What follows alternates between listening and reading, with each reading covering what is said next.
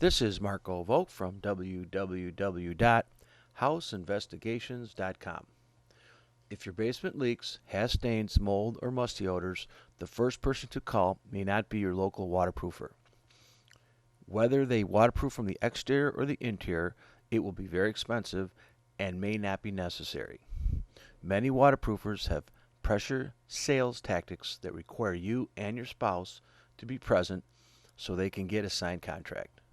In addition, if you do not have the funds, they will process PayPal, credit cards, debit cards, and may even barter for your gold and silver coins. If they see that you are getting cold feet, they will pull out the mold card and tell you that mold will make you sick.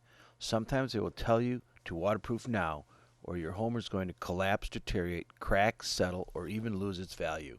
They also have great pitches like, we just happen to have a crew available this week, and we can give you a huge discount if you sign today.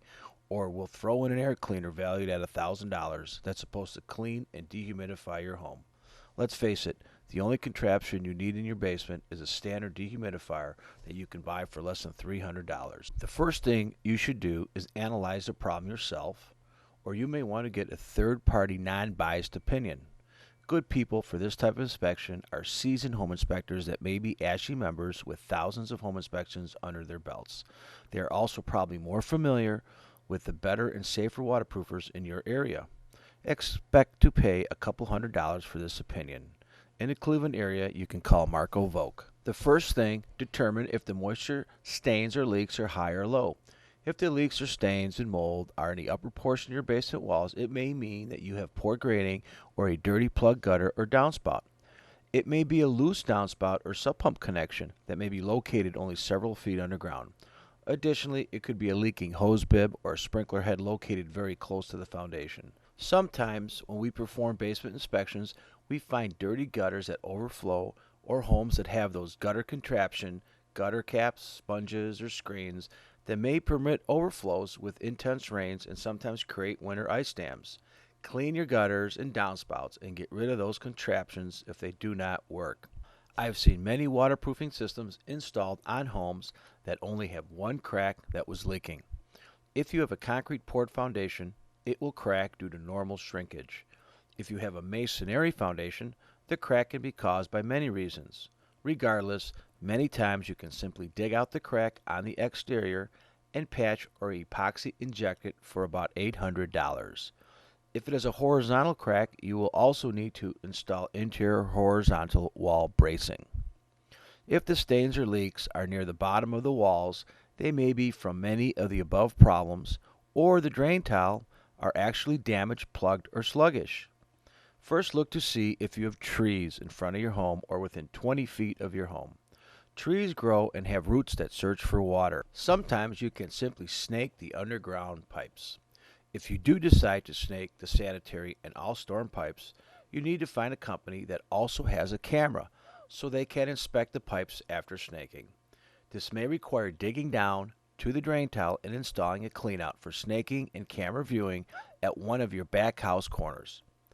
The camera may find the break, and now you just have to dig up that isolated area. You might even have to cut down that big tree and stump out the roots, or even do a partial waterproofing repair. After you've done all these not so expensive repairs and you still experience moisture, you may be able to make the leaks more passive by running your condensing dehumidifier. When you run a condensing dehumidifier, it sucks some of the moisture out of your foundation system.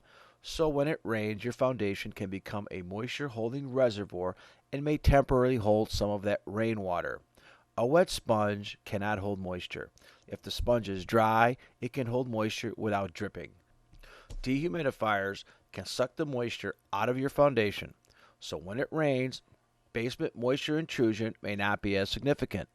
Additionally, dehumidifiers lower the indoor humidity and minimize interior foundation condensation, which is also often misdiagnosed for exterior foundation leaks.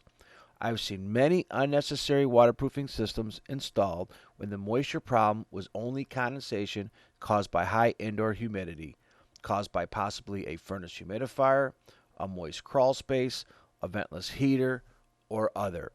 Many interior waterproofing companies install interior sub pumps that do not have lids that are 100% sealed. Now you have high radon gas, stone soil odors, and certainly more indoor humidity, which can now permit indoor condensation.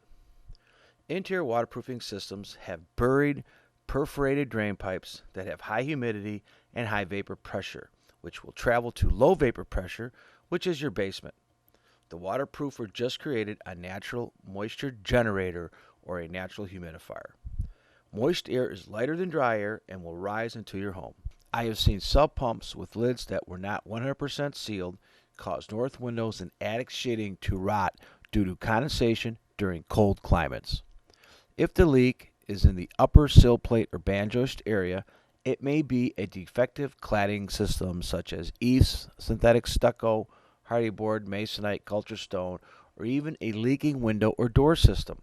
Many newer cladding systems are simply installed wrong and are actually rotting your home. These installations require a professional cladding moisture survey or a water test, which can range from $195 to $800. One of the newer problems we are encountering in the last decade are homes built with cultured stone that lack a proper drainage space or a proper drainage plane. This fabricated material is often found on larger, more expensive, newer homes. These repairs are very expensive and may require full cladding removal and replacement. Southern and western facing homes with cultured stone are much more prone to this type of failure due to wind-driven rains. Therefore, before you sign up for a waterproofing contract, inspect the home yourself and hire a non-biased second opinion. If you do get a waterproofing estimate, get a minimum of 3 and check Angie's List and the BBB. Thank you. This is Marco Volk from www.houseinvestigations.com. For your investigation, please call Marco at 216-924-8378. Thank you and have a nice day.